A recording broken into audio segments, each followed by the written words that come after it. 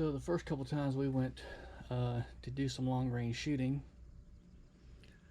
some things that you need is a rangefinder, some kind of a ballistic app, and I like to record, of course, video, so my video camera. So these are the things that we had. We didn't have a spot and scope, which if you're going to do any long range shooting, you need a spot and scope, because trying to see 223 or 5.56 bullet hit a steel target beyond 300 yards is kind of hard to do if the targets are not painted, have not been painted good. So we were having some trouble. A lot of the shots were actually hitting that I didn't think were hitting. First couple times we were there, I thought we were missing, but when I got home and looked at the video at full screen, I could see where we were actually hitting the target. But looking through, we were using the scopes on the rifles to try to spot, and it's hard, even at 25 power in a rifle scope, to try to hit or try to see an impact at 500 or 600 yards or beyond is kind of hard to do. So I got a spot and scope, which helped out a lot. But you got to have your rangefinder, some kind of a ballistic app. Unless you want to do the calculations in your head, my math sucks, so I like using the app. It's quick and easy. So these are the three things I was trying to keep up with. I was trying to get the camera set up on another tripod and try to get it pointed at the target that we were shooting at, and then trying to find where I had laid my rangefinder down to range the target, and then I trying to find where I laid my phone down to put the distance in. So I was constantly chasing these things around and manipulating the camera, trying to get it. It was a real pain. So here's what I come up with. So I got me a spot and scope and mounted it on a little camera rig, and makes it easier. You can hold on to this when you're moving it around and stuff. And I mounted some quick detaches on top so I can mount my rangefinder on there, my ballistic app on my phone,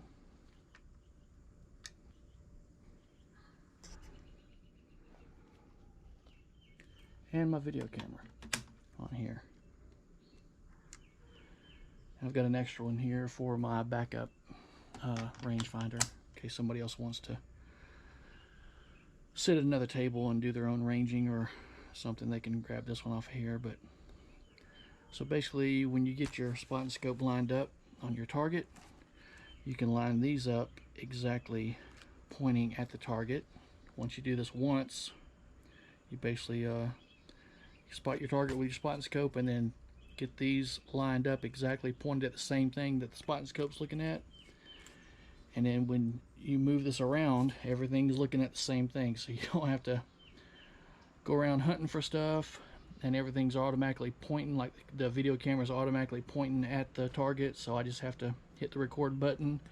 When you get ready to range something, you come over here and just look through that, push your range button, it gives you your range, and then you put it right here in your ballistic app of whatever the range is, like 540 yards, and then calculate that, and then that'll give you how many MOA you need to dial up on your scope. But it keeps everything nice and handy. Everything's together.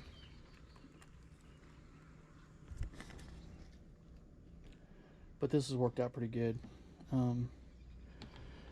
Everything moves together, and you can just take it right off your tripod. Those little carbon fiber tripods are excellent. I love these things. But this little unit worked out really great. I got me a hard case. Everything fits into the hard case. So I just pop it out, throw the spot and scope onto the tripod, clip my stuff on there, get it lined up, and then you're ready to go for the rest of the day of shooting. Works out great.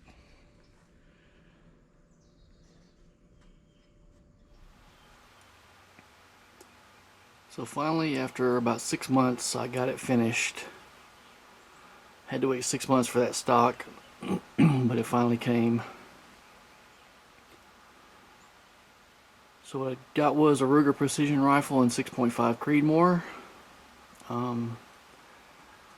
Got a Ultradyne compensator on it, Accutech bipod. Got a little Arca 100mm rail on the bottom of it for the tripod mount. Got an Ergo 90-degree grip on it, Catalyst Arms bolt knob, Target Tool billet stock, AccuShot bipod, or monopod, sorry. It's a Trijicon 10 mile 5 to 50 by 56mm scope with a spur scope mount. I got a Trijicon RMR on top of it, kind of like a finder scope. I don't really use that for shooting, but when you transition from one target to another, it's kind of hard to find your other target when you're moving from one to another. When you're got it cranked up above 30 power, I normally keep it on 40, because at 40 power is where my the marks on the reticle are correct at 40 power. So the 2 MOA is 2 MOA. But transitioning from one target to another is a lot easier just to look up over top of the scope, look at the red dot, move the rifle over on the other target with the red dot, and then when you look through the scope, you're right on target. So put a set of Vortex flip caps on it because these lay flat. It came with a nice set of flip caps, but they wouldn't lay flat like this. So that's about it. It's a tack driver, that's for sure.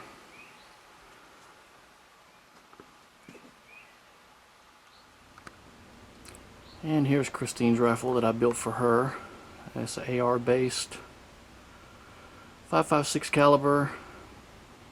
Got the Magpul, what is the PRS stock, I think. AccuShot monopod. It's got the Vortex Viper. What is it, 5 to 50? I mean 5 to 25, sorry. I think it's 5 to 25 by 50mm scope. With a Gazelle, I can never remember how to pronounce that, but anyway, that's the scope mount. Very nice scope mount. It's got a Vortex Venom red dot as the little finder dot. It's got a Timney 3.5 pound trigger in it. It's a bipod from a company in the UK. It is like a work of art. Very nice bipod. It's an F-class type bipod. Barrel is a 24-inch fluted bull barrel. It's a tack driver. This gun shoots really good. I did it in, I hydro dipped it with a pattern called Thunderstruck.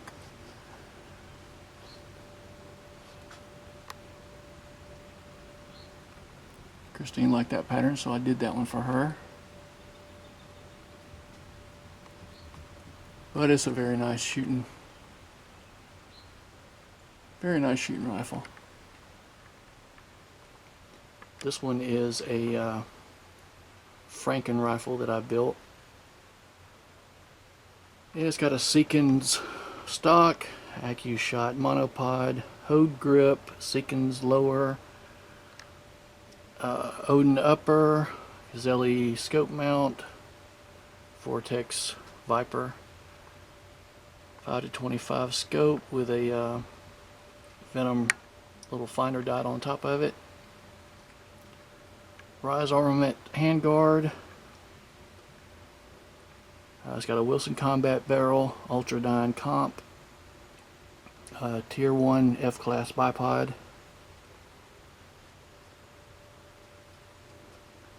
I tried to build this one with as many different parts. I just basically bought parts from different manufacturers, all the good stuff from the different manufacturers. So it's kind of a Franken rifle. Got some Magpul 45-degree flip-ups on it. and this attack driver too.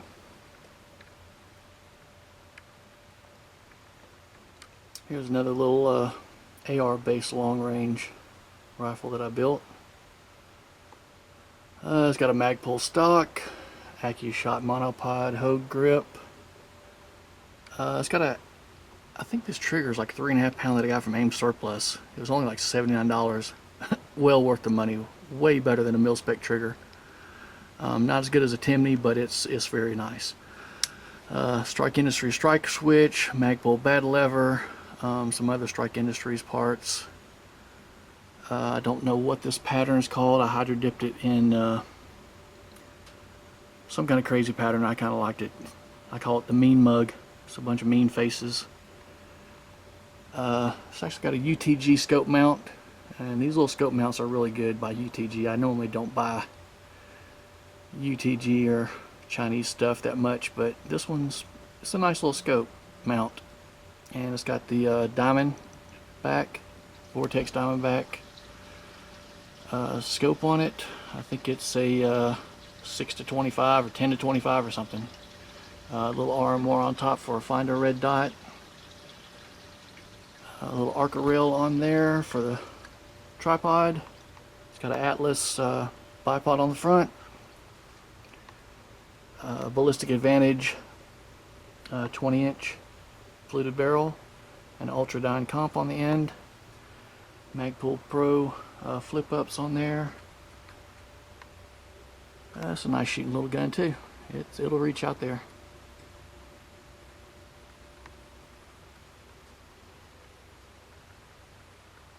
A lot of people think that shooting off the tripods like we were doing